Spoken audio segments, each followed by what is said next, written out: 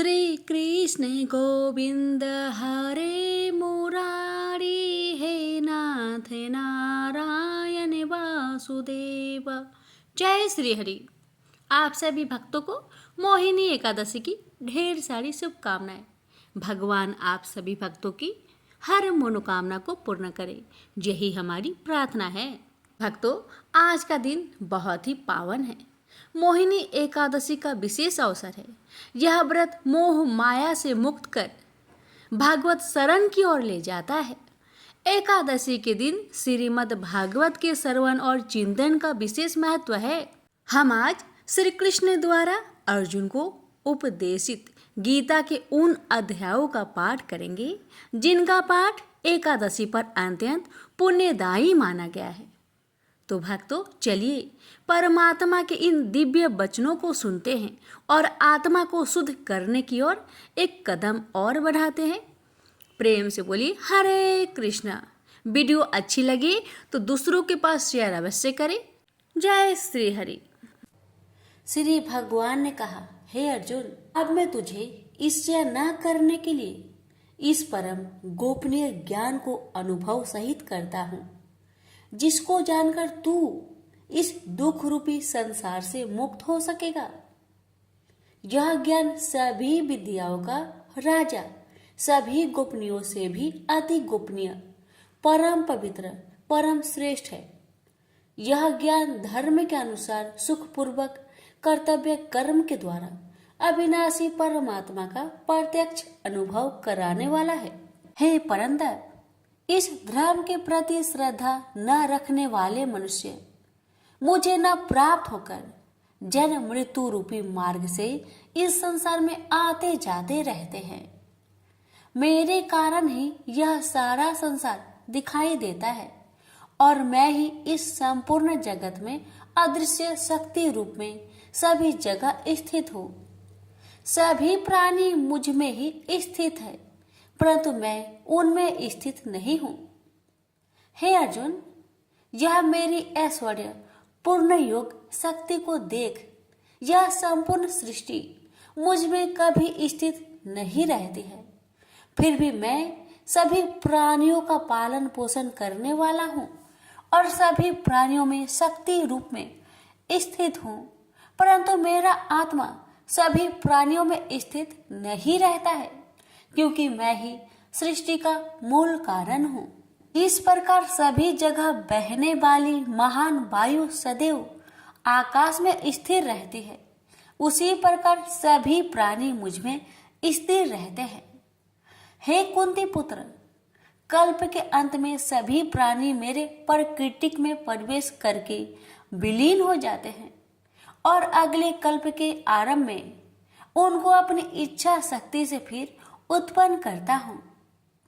84 लाख योनियों में सभी प्राणी अपनी इच्छा शक्ति के कारण बार बार मेरी इच्छा शक्ति से विलीन उत्पन्न होते रहते हैं।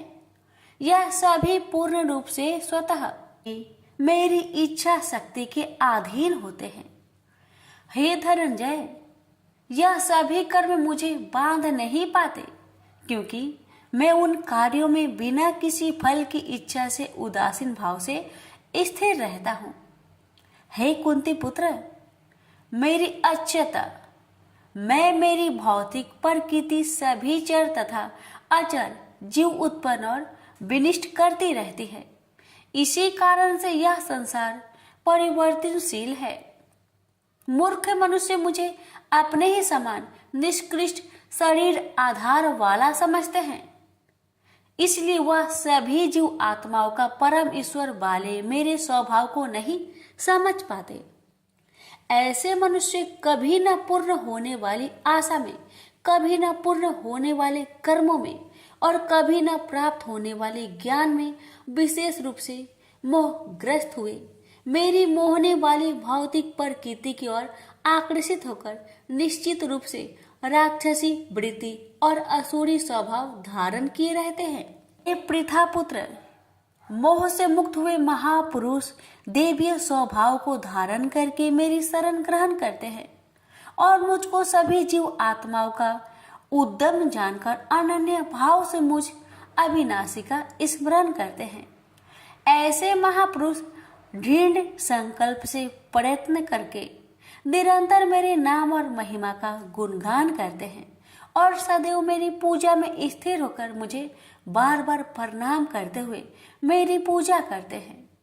कुछ मनुष्य ज्ञान के अनुशीलन द्वारा यज्ञ करके, कुछ मनुष्य मुझे एक ही तत्व जानकर, कुछ मनुष्य अलग अलग तत्व जानकर अनेक विधियों से निश्चित रूप से मेरे विश्व स्वरूप की पूजा करते हैं।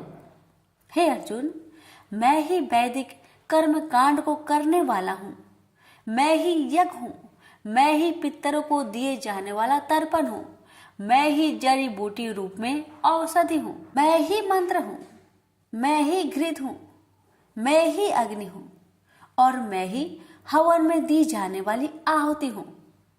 इस संपूर्ण ब्रह्मांड का मैं ही पालन करने वाला पिता हूँ, मैं ही उत्पन्न करने वाली माता हूँ, मैं ही मूल स्रोत दादा हूँ, मैं ही इसे धारण करने वाला हूँ, मैं ही पवित्र करने वाला ओमकार शब्द से जानने योग्य हूँ, मैं ही ऋग्वेद, सामवेद और यजुर्वेद हूँ, मैं ही सभी प्राप्त होने वाला परम लक्ष्य हूँ, मैं ही सभी का भरण पोषण करने वाला हूँ, मैं ही सभी का स्वामी हूँ, मैं ही सभी के अच्छे बुरे कर्मों को देखने वाला हूँ, मैं ही सभी का परम धाम हूँ, मैं ही सभी की शरण स्थली हूँ, मैं ही सभी से प्रेम करने वाला घनिष्ठ मित्र हूँ, मैं ही सृष्टि को उत्पन्न करने वाला हूँ, मैं ही सृष्टि के संहार करने वाला हूँ, मैं ही सभी का स्थिर आधार हूँ, मैं ही सभी को आश्रय देने वाला हूँ और मैं ही सभी का अविनाशी कारण हूँ। हे अर्जुन, मैं ही सूर्य रूप में तपकर जल को भाप रूप में रोककर बारिश रूप में उत्पन्न करता हूँ, मैं ही निश्चित रूप से अमर तत्व हूँ, मैं ही मृत तत्व हूँ, मैं ही सत्य रूप में सत्य हूँ और मैं ही असत्य रूप में पदार्थ हूँ।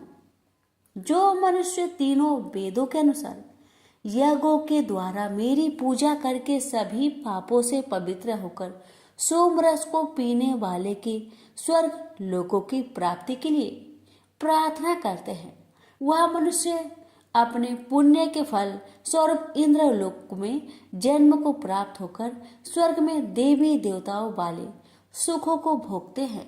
वह जीव आत्मा उस विशाल स्वर्ग लोक के सुखों का भोग करके पुण्य फलों के समाप्त होने पर इस मृत्यु लोक में पुनः जन्म को प्राप्त होते हैं।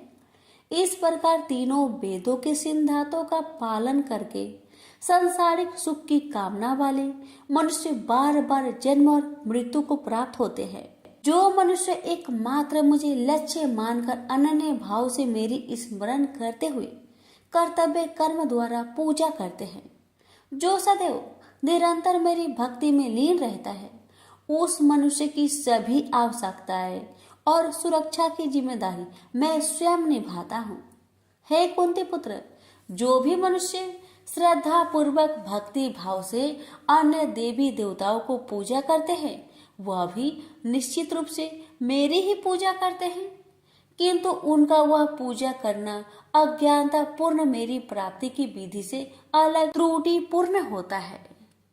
मैं ही निश्चित रूप से समस्त यागों का भोग करने वाला हूँ और मैं ही स्वामी हूँ, परंतु वह मनुष्य मेरी वास्तविक रूप को तत्व से नहीं जानते, इसलिए वह कामनाओं के अनुसार पूर्ण जन्म को प्राप्त होते हैं।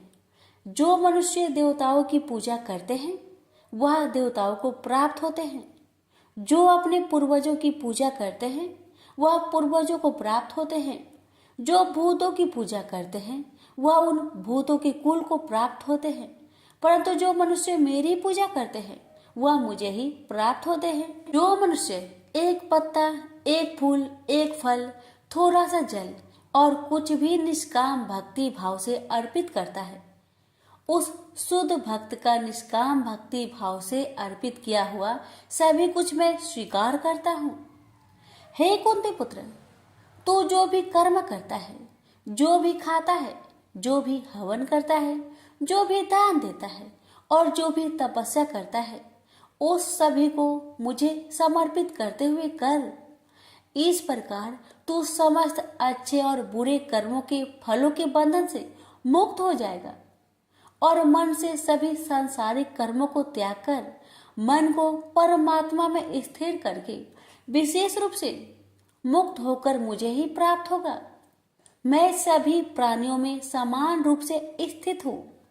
सृष्टि में न किसी से देश रखता हूँ और न ही कोई मेरा प्रिय है, परंतु जो मनुष्य शुद्ध भक्ति भाव से मेरा स्मरण करता है तब वह मुझ में स्थिर रहता है और मैं भी निश्चित रूप से उसमें स्थिर रहता हूँ।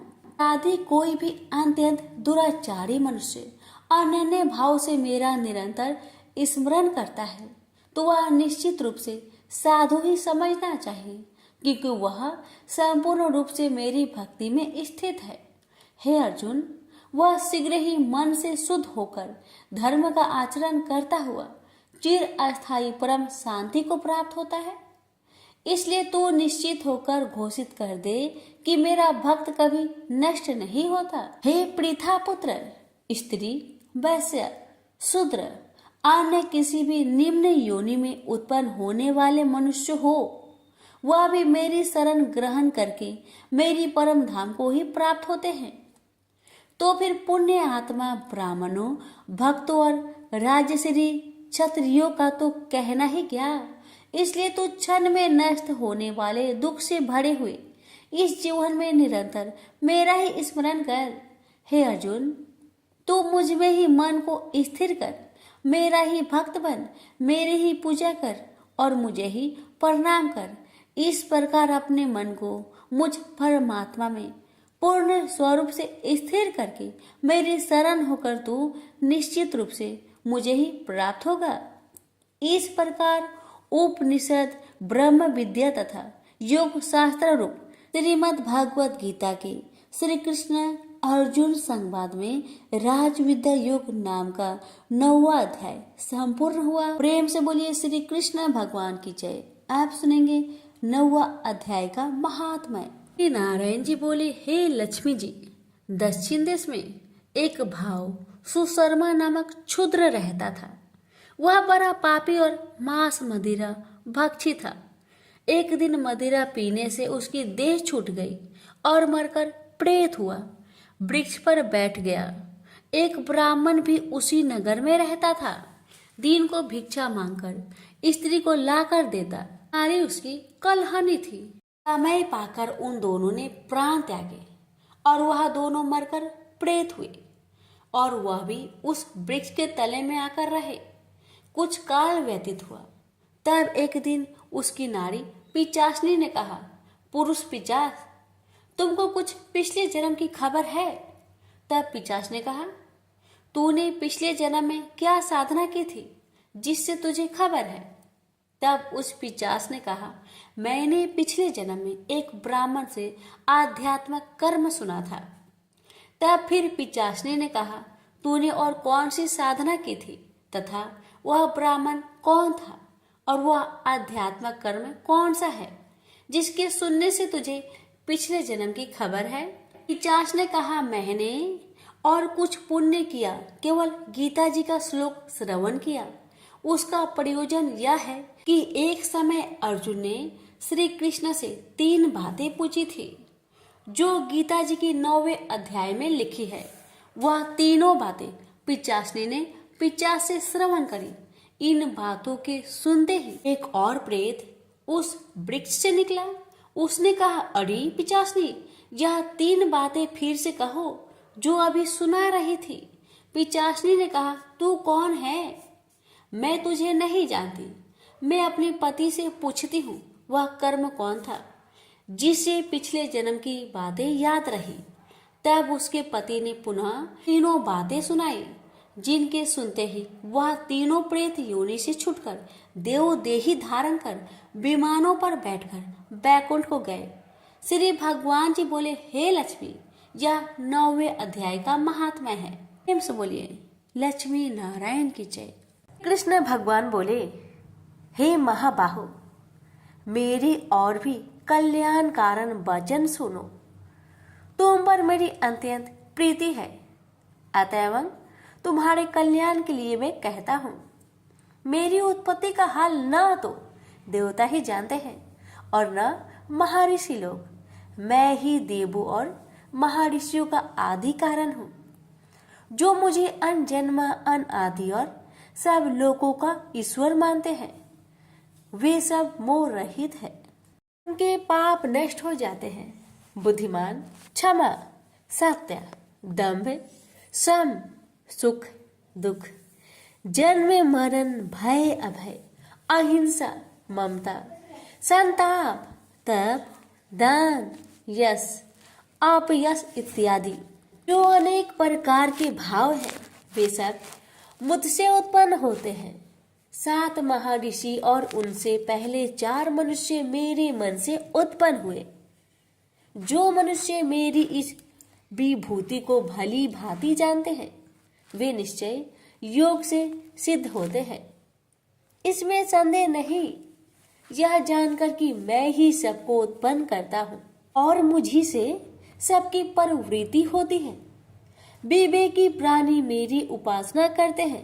वे मुझी में चित्त और प्राण को लगाकर एक दूसरे को समझाते हुए भजन करते तथा सदा संतुष्ट और सुखी रहते हैं। चित्त को सावधान करके प्रीति पूर्वक भजन करने वाले को मैं ऐसा बुद्धि योग देता हूँ जिससे वे मुझे प्राप्त कर लेते हैं। उन पर अनुग्रह करके मैं उनकी बुद्धि में स्थित हो देदीप्यमान ज्ञान देता हूँ।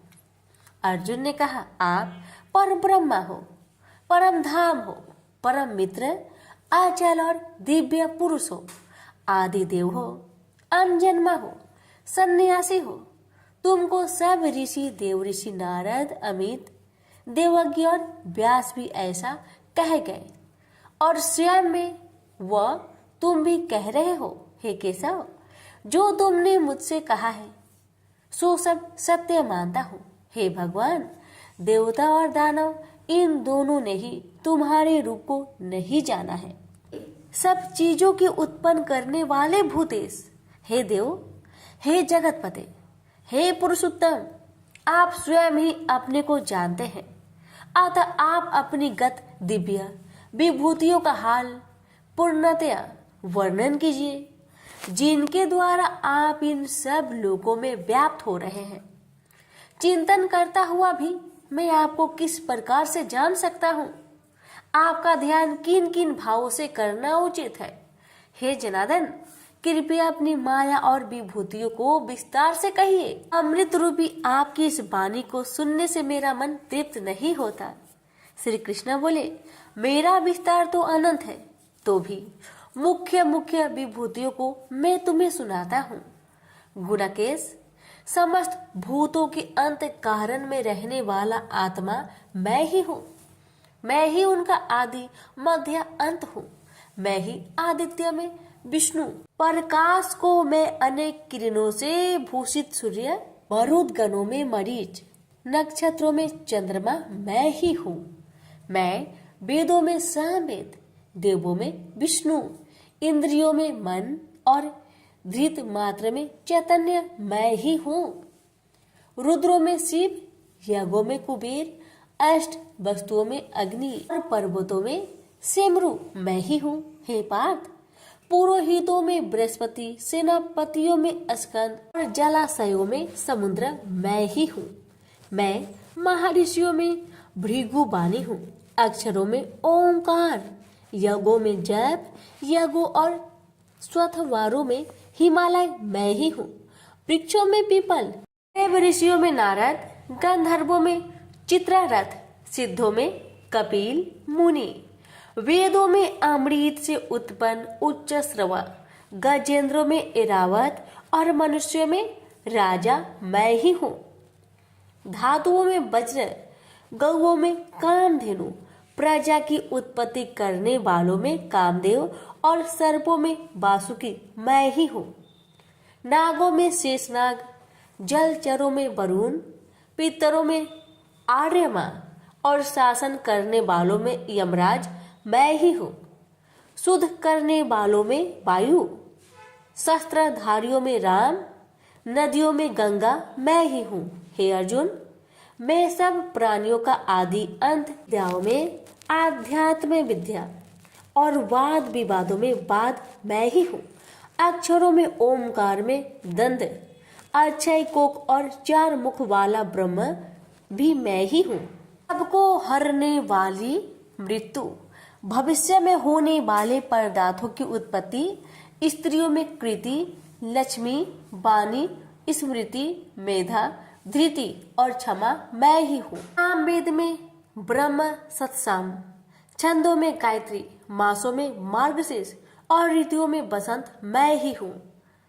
यादवों में वासुदेव, पांडवों में अर्जुन, मुनियों में व्यास और कवियों में शुक्र मैं ही हूँ। दमन करने वालों में दंड, जय चाहने वालों में नीति, गुहा पदार्थों में मौन तथा ज्ञानियों में ज्ञान मैं ही हूँ। और हे अर्जुन, भूत भाव का जो बीज है वह भी मैं ही हूँ। मेरे अतिरिक्त चराचर भूत कुछ भी नहीं है। ये परंतप दिव्य विभूतियों का अंत नहीं है। विभूतियों का विस्तार मैंने संक्षेप में कहा है। जो वस्तु ऐश्वर्यवान, शोभेयमान और यशवान है, उन्हें मेरे ही तेज के अंश से उत्पन्न हुआ जानो। यही जानो कि मैं अपने एक ही अंश से इस संपूर्ण जगत में व्यापक हूँ। प्रेम से बोलिए श्री कृष्ण भगवान की जय। अब सुनिए 10वें अध्याय का महात्म्य। नारायण जी बोले, हे लक्ष्मी जी, अब 10वें अध्याय का महात्म्य मैं कहता हूँ, आप श्रवण करें। एक बनारस क्षेत्र, गंगा जी का स्नान, संतों तथा काशी विश्वनाथ जी का दर्शन, अन्न को छोड़ना, एकादशी का दिन। हे स्वामी, इसने ऐसा क्या पुण्य किया था जिससे इसको यह गति प्राप्त हुई? शिव जी बोले, हे श्रृंगी, एक दिन यह ब्राह्मण विश्वेश्वर महादेव जी के दर्शन को जा रहा था। मार्ग में धूप की गर्मी के कारण एक समय कैलाश पर्वत पर पार्वती और हम बैठे हुए थे। एक हंस मेरे दर्शन को आया। वह हंस ब्रह्मा का वाहन था। ब्रह्मलोक से मान सरोवर को जाता था। उस सरोवर में सुंदर कमल के फूल थे। वह हंस एक कमल को लागने लगा। उसकी परछाई कमल पर पड़ी तो वह हंस श्याम वर्ण हो आकाश से गिर पड़ा। तब उसी समय उस मार्ग में मेरा एक गण आया। हंस को गिरा देख गण ने कहा, हे स्वामी, वह हंस आपके दर्शन को आया था, सो श्याम वर्ण हो गया। इसका क्या कारण है? ऐसा क्यों हुआ? हंस ने कहा, मैं आपके दर्शन को आ रहा था। मान सरोवर में कमल के फूल खिले हुए थे, उसको लांघ कर आया। उससे मेरी देह श्याम वर्ण हो गई और आकाश से गिर पड़ा। कारण जानता नहीं क्या हुआ। यह सुन शिव जी हंसे। तब आकाशवाणी हुई कि हे शंभु जी, कमलनी से पूछो, वह कहेगी। कमलनी ने कहा, मैं पूर्व जन्म में पद्मावती नामक अप्सरा थी। उस समय एक ब्राह्मण गंगा के किनारे स्नान कर गीता जी के 10वें अध्याय का पाठ किया करता था। एक दिन इंद्र का सिंहासन हिला। तब इंद्र ने मुझे आज्ञा दी कि तू जाकर उस ब्राह्मण की तपस्या भंग कर। आज्ञा पाकर मैं उस ब्रीप के पास गई। उस ब्रीप ने मुझे श्राप देकर कहा, अरे पापिनी, तू कमलनी हो जा। उसी समय में कमलनी हो गई। तभी से मैं गीता जी के 10वें अध्याय का पाठ करती हूँ। उसी से मेरा यह तेज है कि मुझको लांघने वाला काला होकर अचेत हो जाता है। हंस ने कहा, मेरा यह श्याम वर्ण कैसे श्वेत होगा और तू इस कमल देह से छूटकर कैसे देव देही पाई? तब कमलनी बोली, जब कोई श्री गीता जी के 10वें अध्याय का पाठ सुनाएगा उद्धार होगा। तब एक ब्राह्मण ने सरोवर में स्नान कर गीता जी के 10वें अध्याय का पाठ किया। से हंस ने और कमलनी ने सुना, तब उसका उद्धार हुआ। प्रेम से बोलिए लक्ष्मी नारायण की जय, उमापति शंकर भगवान की जय। अर्जुन ने पूछा, इस प्रकार जो भक्त सदैव योग युक्त होकर आपकी उपासना विधि पूर्वक करते हैं और वे जो अव्यक्त पर ब्रह्म को भजते हैं, इन दोनों में कौन सा योगी श्रेष्ठ है? श्री भगवान जी बोले, जो मेरे विषय में मन लगाकर परम श्रद्धा पूर्वक मुझको भजते हैं वे उत्तम योगी हैं। मैं यह मानता हूँ, परंतु जो इंद्रियों को संयम करके सर्वत्र सम दृष्टि रखने वाला सब प्राणियों के हित में लगे हुए कथनीय अव्यक्त सर्वव्यापी अचिंतनीय निर्विकार अचल ध्रुव अक्षर का भजन करते हैं वे भी मुझे प्राप्त होते हैं। अव्यक्त में मैं जिनका चित्त आसक्त है वह कष्ट अधिक पाते हैं, क्योंकि अव्यक्त गति के प्राणी कष्ट पाते हैं। हे पार्थ, जो प्राणी अपने सब कर्मों को अर्पण करके मेरी शरण में आकर अनन्य भक्ति से मेरा ध्यान करते हैं और पूजते हैं, उन शरण में आए हुए भक्तों को मैं थोड़े समय में ही मृत्यु संचार से उद्धार कर देता हूँ। मुझ में ही मन रखो, मुझ में ही बुद्धि रखो, तब तुम मुझ में ही निवास करोगे, इसमें कुछ संदेह नहीं। हे धनंजय, यदि इस प्रकार तुम मुझसे अपने चित्त को रखने में समर्थ ना हो तो योग अभ्यास द्वारा हमारे पाने के लिए बार बार यत्न करो। यदि अभ्यास भी ना हो सके तो मेरे उद्देश्य से व्रत आदि ही करो। यदि मेरे लिए तुम कर्म करोगे तो भी तुम्हें मुक्ति प्राप्त होगी, और यदि ऐसा भी ना कर सके तो मन को रोककर अनन्य भाव से मेरी शरण में आओ और फल की आशा छोड़कर कर्म करो, क्योंकि अभ्यास से ज्ञान उत्तम है, ज्ञान से ध्यान श्रेष्ठ है, त्याग से शांति प्राप्त होती है। जो किसी से द्वेष नहीं करता सबका मित्र है, दयाधारी है, ममता और अहंकार जिसमें नहीं है, सुख दुख को जो समान जानता है, क्षमावान है, संतोषी है, स्थिर चित्त से इंद्रियों को बस में रखता है, दृढ़ निश्चयवान है, मुझ में अपने मन और बुद्धि को लगाए हुए है, ऐसा मेरा भक्त मुझे प्रिय है, जिसे न लोगों का भय है न लोगों से डरता है। ऐसा जो हर्ष ईर्ष्या दुष्टों के भय और विषाद से रहित है वह मेरा प्रिय है। जो कुछ मिले उसी में संतुष्ट, पवित्र पक्ष, निष्पक्ष, दुख रहित, फल की आशा त्याग कर करने वाला, ऐसा जो मेरा भक्त है वह मुझे प्रिय है। जो लाभ से प्रसन्न हो, किसी से द्वेष न करे, इष्ट पदार्थ के नष्ट होने से दुखी न हो, किसी वस्तु की इच्छा न करे, अशुभ तथा शुभ दोनों का त्यागी हो, वह भक्त मेरा परम प्रिय है। जिसको शत्रु और मित्र, मान और अपमान, सर्दी और गर्मी, सुख तथा दुख समान है, और जो वासनाओं से रहित है, निंदा एवं स्तुति को समान जानता है, जो मुझ में श्रद्धा करके मुझे मानता हुआ इस अमृत के समान कल्याणकारक धर्म का आचरण मेरे उपदेश अनुसार करते हैं, वे मुझे अत्यंत प्रिय है। प्रेम से बोलिए श्री कृष्ण भगवान की जय। आप सुनिए 12वें अध्याय का महात्म्य।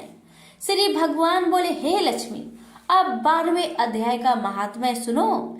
दक्षिण देश में एक सुखानंद नाम का राजा रहता था, जिसके नगर में एक अत्यंत लंपट रहता था। एक गणिका से उसकी प्रीति थी। वह दोनों एक देवी के मंदिर में जाकर मदिरा पान किया करते, मांस खाए और भोग भोगे। और जो कोई पूछे तुम यहाँ क्या करते हो, तो कहते हम यहाँ रहकर देवी की सेवा करते हैं, ऐसे झूठ कह देते। उसी मंदिर में एक ब्राह्मण देवी की सेवा करता था। एक दिन उस ब्राह्मण ने देवी की स्तुति की। देवी प्रसन्न होकर बोली, वर मांग, जो मांगेगा सो दूंगी। उसने धन संतान का सुख मांगा। देवी ने कहा, ए ब्राह्मण, मैं अवश्य तुझे संतान दूंगी, पर एक काम कर, पहले इन दोनों का उद्धार कर ले। तब ब्राह्मण ने नारायण जी का तप किया। भगवान प्रसन्न हुए तथा नारायण जी गरुड़ पर बैठकर आए और कहा, तेरी क्या कामना है? ब्राह्मण ने पूछा, इन दोनों का उद्धार कैसे हो? श्री नारायण जी बोले, हे ब्राह्मण, गीता जी के 12वें अध्याय का पाठ सुनाओ तो दोनों का उद्धार हो जाएगा। तब उन दोनों ब्रीफ ने भगवान की स्तुति कर धन्यवाद दिया। फिर ब्रीफ ने उस गणिका और लंपट को बैठाकर गीता के 12वें अध्याय का पाठ सुनाया। सुनते ही उन दोनों की देही छूटी और देव देही पाकर बैकुंठ को गए। प्रेम से बोलिए लक्ष्मी नारायण की जय। भगवान बोले, हे लक्ष्मी, संसार अश्वत्थ पीपल के समान है, जिसकी पुरुष रूप जड़ ऊपर है, चराचर शाखा नीचे है, वेद इसके पत्ते हैं। जो यह जानता है वही वेद का ज्ञाता है। इसकी शाखा ऊपर नीचे फैली हुई है। सत्य, रज, तम और गुण इसकी रज वाहिनी नसें हैं, जिनसे इनका पालन होता है। शब्द रूप इनकी डालियां हैं। वह पीछे कर्म रूप में प्रकट होने वाली इसकी जड़ नीचे मनुष्य लोक में और भी नीचे तक चली गई है। और अश्वत्थ का यह रूप इसका आदि अंत और आकार संसारी प्राणी के ध्यान में नहीं आता, तथापि इसकी जड़ गहरी है। ऐसे इस पीपल का वैराग्य रूप ढींढ शास्त्र से काटकर वह स्थान ढूंढना चाहिए जहां फिर से लौटना नहीं पड़ता, और साथ ही यह विचारना चाहिए कि जिसमें वह पुरातन प्रवृत्ति उत्पन्न हुई है, मैं उसी आदि पुरुष की शरण हूँ। अहंकार और मोह रहित, संग दोष को जीतने वाले, आत्मज्ञान से निरत, सब कामनाओं से दूर, सुख दुख नामक दंड पदार्थों से युक्त ऐसे ज्ञानी पुरुष शाश्वत पद को पाते हैं। जैसे सूर्य, चंद्र या अग्नि प्रकाशित नहीं करते, वहां मेरा परम धाम है, वहां जाकर लौटना नहीं होता।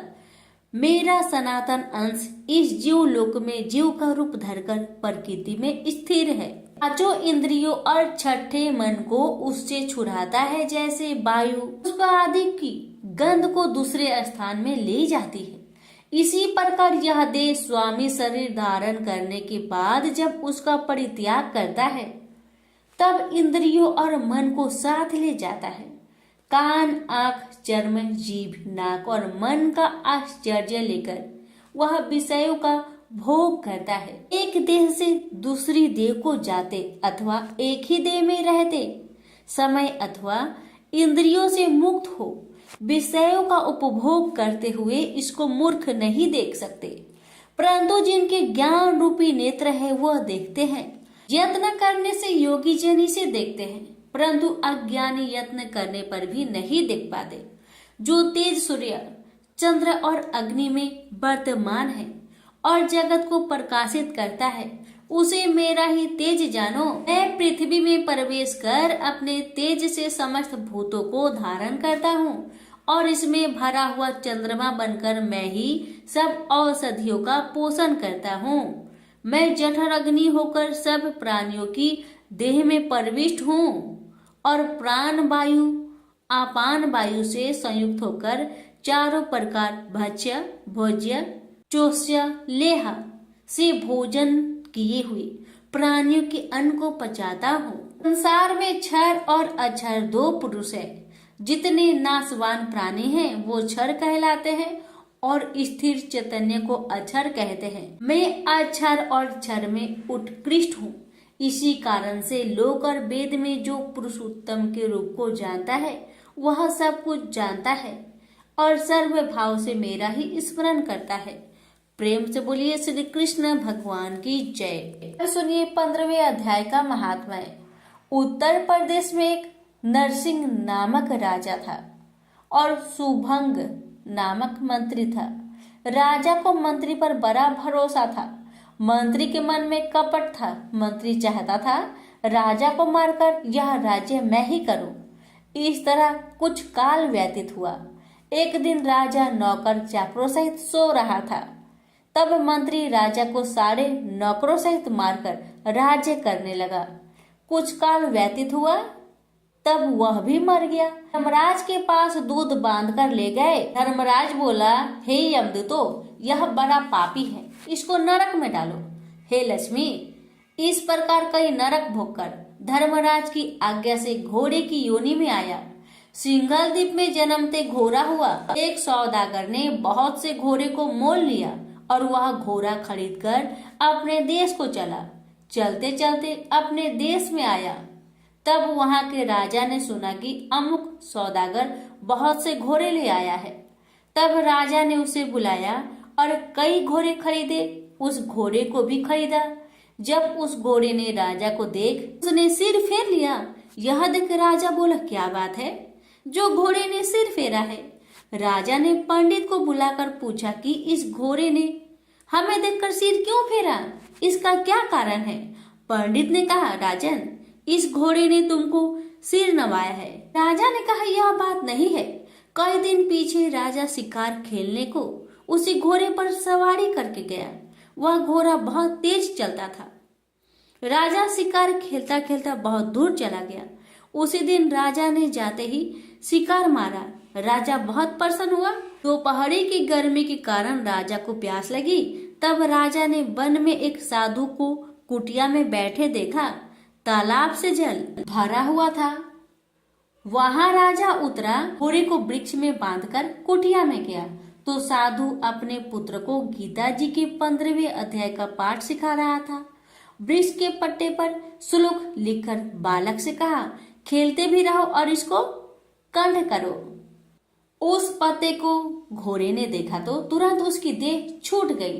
देवदेही पाई, स्वर्ग से विमान आया, उस पर बैठ बैकुंठ को चला। इतने में ही राजा जल पीकर बाहर आया। देखा तो घोड़ा मरा है।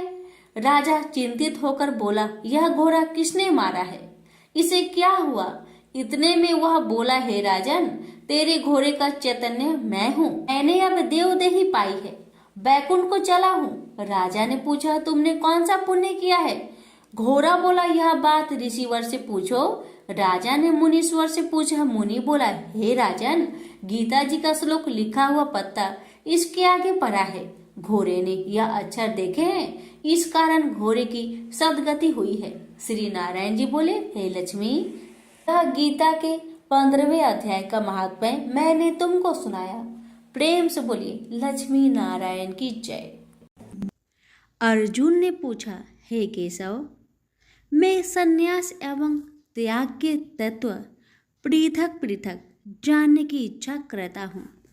श्री कृष्ण बोले, हे पार्थ, कामना वाले कर्मों के त्याग को ज्ञानी लोग संन्यास मानते हैं और अज्ञानी पुरुष फल के त्याग को त्याग कहते हैं। कोई पंडित कर्म को दोष युक्त जानकर त्यागना ठीक कहते हैं। कोई यज्ञ, दान, तप आदि कर्मों को छोड़ने योग्य बताते हैं। हे भारत, त्याग के विषय में मेरा ऐसा मत है कि त्याग 3 प्रकार के हैं। यज्ञ, दान, तप आदि कर्मों को नहीं त्यागना चाहिए। ये सब कर्म आसक्त और फल को त्याग कर करने चाहिए। मेरे निश्चय मत यही है जो सर्वोत्तम है। अपने नियमित कर्मों का त्यागना उचित नहीं है। यह मोह बस ऐसा किया जाए तो वह तामस त्याग है। कर्म दुखप्रद है, यह विचार कर एवं शरीर के कलेश के भय से जो त्याग करता है उसे त्याग का फल नहीं मिलता। यह राजस त्याग कहलाता है। हे अर्जुन, अपना नियमित कर्म अवश्य करने योग्य है। फल तथा आसक्त को त्याग कर जो कर्म किया जाता है वह सात्विक कर्म है। जो दुखदायक कर्म से द्वेष नहीं करता तथा सुखदायक कर्म से प्रीति नहीं करता वह त्यागी, सत्यशील, बुद्धिमान तथा मुक्ति के योग्य है। देहधारी संपूर्ण कर्मों का त्याग नहीं कर सकता। कर्म का फल त्याग कर कर्म करने वाला त्यागी है। कर्मफल 3 प्रकार के हैं, अनिष्ट, इष्ट एवं मित्र। जो त्याग नहीं करते उनको ये मरने के बाद मिलते हैं और त्यागियों को नहीं मिलते। हे महाबाहो, संपूर्ण कर्मों की सिद्धि के लिए 5 प्रकार सांख्य शास्त्र में कहे हैं, उनको सुनो। शरीर कर्ता, साधन, पृथक पृथक चेष्टाएं और देव शरीर वाणी एवं मन से जो भला बुरा कार्य किया जाता है उसके ये 5 कारण हैं। वह दुर्मति कुछ नहीं जानता जिसको यह अहंकार नहीं है कि मैं करता हूँ, और जिसकी बुद्धि कर्मों में लिप्त नहीं है वह मनुष्य प्राणियों को मारकर भी उनको नहीं मारता और उनमें नहीं बंधता। ज्ञान, गृह और ज्ञाता ये 3 ही कर्मों के प्रेरक है। कारण, कर्म और कर्ता ये 3 कर्म के साधन हैं। सांख्य शास्त्र में ज्ञान, कर्म और कर्ता ये सत्वादिक गुण के भेद 3 प्रकार के हैं। इनको भी सुनो। जब भिन्न भिन्न प्राणियों में एक अविनाशी अविभक्त सत्ता जो दिखता है वह ज्ञान सात्विक कहलाता है। जिस ज्ञान से प्राणियों में नाना प्रकार की सत्ता दिखाई देती है उसको राजस ज्ञान जानो। ऐसा ज्ञान जिसके बिना कारण और सर्वार्थ के जाने एक ही कार्य में लगा रहे वह अल्प और तामस है। फल की इच्छा ना करके जो नित्य कर्म संग देश को त्याग कर किया जाता है, जो फल की इच्छा एवं अहंकार से बड़े यत्न से किया जाता है वह राजस कर्म है। जो कर्म परिमाण धन का खर्च दूसरे की पीड़ा और अपना पुरुषार्थ न जानकर मोहबस किया जाता है वह तामस कर्म कहलाता है। संग से रहित अहंकार, धैर्य और उत्साह युक्त सिद्ध व असिद्धि में समान रहता है वह सात्विक कर्म कहलाता है। गुण की तरह बुद्धि और धर्म के इनके भी 3 भेद है सुनो। जो बुद्धि प्रवृत्ति, निवृत्ति, कर्तव्य, अकर्तव्य, भय, अभय और बंधन मोक्ष को जानता है वह सात्विकी है। हे पार्थ, जिससे धर्म अधर्म और कर्तव्य अकर्तव्य का ठीक निश्चय नहीं होता वह राजसी है। जिस अज्ञान से ढकी बुद्धि करके मनुष्य अधर्म को धर्म मानता है वह तामसी है। जो कथा प्रसंग से फल की इच्छा करता है, जो धर्म अर्थ काम को धारण करता है वह राजसी वृत्ति है। जो मूर्ख, निंद्रा, भय, शोक, विषाद एवं मद को नहीं त्यागता वह तामसी वृत्ति है। अब 3 प्रकार के सुखों को सुनो। जिसका योगाभ्यास में चित रहता है उसके दुख का अंत हो जाता है। सुख सात्विक है। आरंभ में विष के समान और अंत में अमृत के तुल्य होता है। सुख आरंभ में अमृत तुल्य, अंत में विष के तुल्य विषयों और इंद्रियों के संयोग से होता है। उसे राजसी सुख कहते हैं।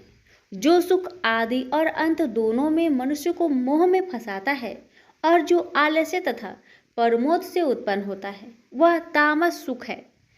सम, दम, तप, पवित्रता, क्षमा, नम्रता, ज्ञान, अनुभव और परलोक में श्रद्धा ये ब्राह्मणों के स्वाभाविक सिद्ध कर्म है। बहादुरी, तेजस्विता, धैर्य, चतुराई, युद्ध, स्थिरता, उदारता और प्रभुता ये क्षत्रिय के स्वाभाविक कर्म हैं। खेती, गोरक्षा स्वाभाविक कर्म हैं। जो लोग अपने अपने गुणों और प्रवृत्तियों के अनुसार कर्म करते हैं उनको सिद्धि प्राप्त होती है। और जिसने सब जगत का विस्तार किया है उस ईश्वर को अपने कार्य के द्वारा आराधना करके मनुष्य सिद्धि को पाता है। दूसरे उत्तम कर्म से अपना नीच कर्म ही श्रेष्ठ है। सर्वत्र आसक्त को छोड़ने वाला आत्मा जीतने वाला इच्छा रहित मनुष्य संन्यास के द्वारा सर्व कर्म निवृत्ति रूप परम सिद्धि को पाता है। वह फिर कैसे ब्रह्म को प्राप्त होता है? सो मुझसे सुनो, यही इस ज्ञान की परानिष्ठा है। शुद्ध बुद्धि से युक्त होकर धृति द्वारा इस मन को बस में लगाकर शब्द आदि विषयों को छोड़कर राग देश से रहित होकर एकांत में रहने वाला, मीताहारी, वाणी और मन को जीतने वाला, नित्य ध्यान युक्त और वैराग्य, अहंकार, बल, घमंड, काम, क्रोध तथा परिग्रह छोड़कर ममताहीन और शांत मनुष्य ब्रह्म भाव के योग होता है। ब्रह्म को प्राप्त हुआ पुरुष दत्तचित होकर सुख व अभिलाषा को नहीं करता है। जीवन मात्र में समदर्शी होकर मुझ में परम भक्ति पाता है। इस प्रकार ज्ञानी सदैव मुझ में निवास करने वाले सब कर्मों को भोग करता हुआ मेरे अनुग्रह से अविनाशी सनातन मोक्षप्रद को प्राप्त होता है। तत्पश्चात तत्व से मुझे जानकर फिर मन मुझ में ही प्रवेश करता है। सावधानी से अपना मन मुझ में स्थिर कर और सब कर्मों को मुझ में अर्पण कर बुद्धि योग के आश्रय से निरंतर अपने चित्त को मुझ में लगाओ। मेरे में चित्त लगाकर मेरी कृपा से दुर्गम कष्टों से तर जाओगे। यदि अहंकार से मेरी बात सुनोगे तो नष्ट हो जाओगे। यदि अहंकार का आश्रय लेकर युद्ध नहीं करूँगा ऐसा मानते हो तो यह तुम्हारा निश्चय झूठा है, क्योंकि स्वभाव तुम्हें युद्ध करवाएगा।